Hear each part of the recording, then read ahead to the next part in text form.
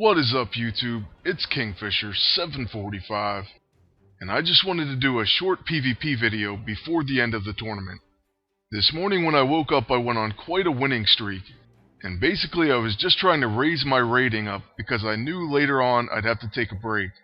Once again, Mondays are a pretty bad day for me, so really all I can do is get my rating as high as possible before I have to go on break for a few hours. Now, during the time that I'm away from the computer, I usually have a ton of defensive battles, so I'm definitely not holding my breath. But the good news is, I really didn't put in that much time and effort in this tournament. In fact, I was pretty lazy throughout. I only started really trying in the last day or two. I just was happy coasting in Vibranium. But I did want to show the setup that I've been using lately, especially when I went on this big winning streak. So basically I'm using Rescue and Emma Frost, and I'm using the Old Blaster Power Armor. I'm also using the Warbringer Axe, the Cube, Monstrosity, and then the last item I just added kind of recently, and that's the Fist of the Colossus. So basically my agent can't be stunned, and I use the Cube for my offense as well as Emma Frost and Mental Trauma. Or Mental Anguish. Rescue's just there to stall out the opponents, and make sure my agent stays alive so he can use the Cube. So yeah, this is pretty much my team for the last few days of the tournament, and the battles do go quite long sometimes, but I virtually never lose, at least not on offense. And my defense held up kind of alright. I've switched it a number of times throughout the tournament, which you really need to do because things change all the time. Right now on the screen you're looking at the Fist of the Colossus, and I actually won this out of a lockbox. Before I was using this, I was actually using the Protector of Attilan, and that was basically for rebuff. I decided to go with this after I saw some Electra teams, and also after Ares was kind of annoying me with the bleeds. So like I said, the Cube is a really big part of this team. And right now I'm using the first ability, Blackest Void. So that's going to remove all the buffs from the enemy, and cause Disoriented. So right away Captain America attacks his own agent. And then on Rescue's turn I'm actually using the Quick and Powered ISO 8, so I can make one of her buff actions a quick action. I chose it to be the shield. Next I'm going to use a Flyby Attack on the Blaster Agent. Of course this will give me tactical maneuvers, and it's worth a shot, even though he's most likely to evade like he did there. Oftentimes I will skip attacking with Rescue. And that's because why risk all the counterattacks, or any of the Ares procs as well. There's so much evasion right now between reality hacking, the Vigilante Toolkit.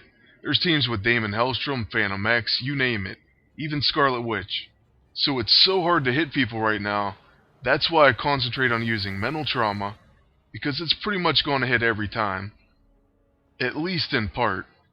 And secondly, I like to use that improbability field on the Cube, and then follow it up with the Atom Smasher.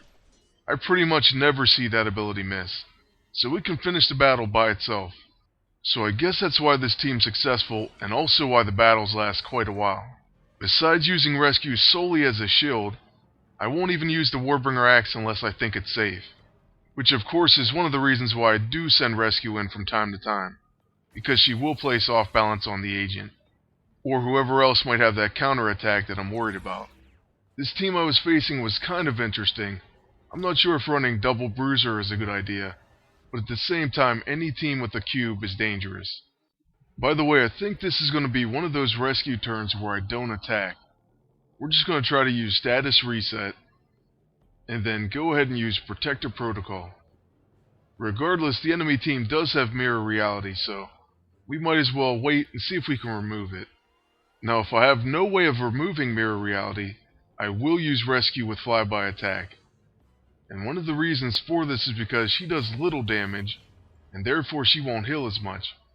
The other option is using Psychic Tap, and I really love that option because you will put Mental Anguish on the target while only dealing a little bit of damage, so once again they won't get that high of a heal. You're actually seeing that right here. We're using Psychic Tap on Ares. So we healed him just a little bit, and we gave him Mental Anguish. So now he's going to fire on us and take a major hit. It's usually around 22,000 damage. So we leave Ares with just 7,695 health. On my agent's next turn, we are going to have that third ability, Improbability Field, off of cooldown on the Cube. So without question, we're going to use that. It's going to give us a ton of buffs while debuffing the enemy team. At this point, the opponents will usually take quite a bit of damage from dots. It also often shields and puts regen effects on your entire team. Alright, now it's Captain America's turn. Let's see what he's going to do. First off, he is weakened, so he's going to do less damage. Unfortunately, Rescue isn't protecting right now, so he targets my agent with a shield bash. We evade, but Ares gets a follow-up. But since I'm immune to bleeding, he basically just healed me, and that was about it. On Rescue's turn, I'm kinda interested to see how much damage she can do to their agent. But it appears he still has mirror reality, so if we attacked, we would just end up healing him. So what I decided to do was just use the Reconstruction Matrix, followed by Protector Protocol. Then after that, it's going to be their agent's turn. So let's see if he uses one of the cube abilities or not. Oh, and notice all the dots that are ticking. That's all from the improbability field. Alright, so first he uses the Protector of Attilan, which is actually what I had equipped for most of the tournament. Next, he's going to use his field. So his team will get a ton of buffs, and we will get debuffed on my team. But it looks like Emma Frost didn't take that many debuffs. So we do have a choice to make here. We're going to have unlocked potential off of cooldown, and we could use it either on Emma herself or on one of our teammates. Oftentimes when I don't proc Cosmic Power on Emma, I usually use unlocked potential on herself, and then I use mental trauma. And it's basically an effort to boost the damage. And that's what I went with here actually, so we're going to finish off two of the opponents, and we just have Captain America left. So let's finish him with the Atom Smasher.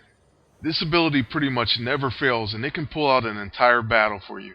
One time it was just my agent versus the entire enemy team, and they were almost at full health. They did have a lot of debuffs. I used Atom Smasher and it won me the battle. So this is kind of what we finished at this morning, 1586, and I'll show you my activity log. You can see a ton of offensive wins. Pretty much the entire page is only offensive wins.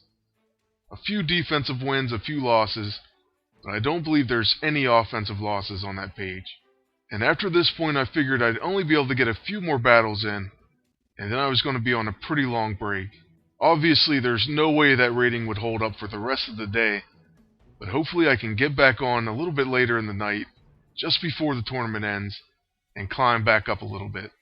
Still, in order to get Spiral, you pretty much have to play the entire day, because defensive losses really get stepped up on that last day, and in the last few hours. And this is why it's really not worth the frustration unless you have a ton of time left, especially in that last 24 hours. For me personally, the reason why I didn't attack that much is because I was going to be satisfied with just getting Diamond. I don't even care if I get Vibranium in this one. Now don't get me wrong, they do have the Empowered ISO slot on that armor, so I guess I wouldn't mind getting it. But what I was really concerned with was just getting the weapon, because there's really no substitute for that. As far as an Infiltrator armor, I have others, and I imagine they're going to release armors that are going to have Empowered ISO 8 slots. If you do end up winning this armor, you're probably just going to have an Empowered ISO slot for maybe a week or two, or maybe a month at the most, before everyone else gets one, or at least that's what I would think. I'd be really shocked if they don't release something with an Empowered ISO 8 slot, for maybe the cost of gold. But anyways, I should be able to hold Vibranium, even if I'm going AFK for like 4 or 5 hours. But then again, I did think that last time and it didn't work out. I got absolutely hammered when I was away. I dropped from Adamantium all the way to Diamond. But this screenshot right here is actually my final rating as of 5 hours 17 minutes, and this is the last update I can give you. After this point, I will be away from the computer for a while, and we'll see what happens in those hours. But that will be it for this final PvP update video before the tournament ends. I do want to thank you all for watching and wish you the best of luck in the tournament. Lastly, if you liked the video, please leave a rating, and feel free to comment. Also, make sure to subscribe if you haven't done so. Until next time, take care.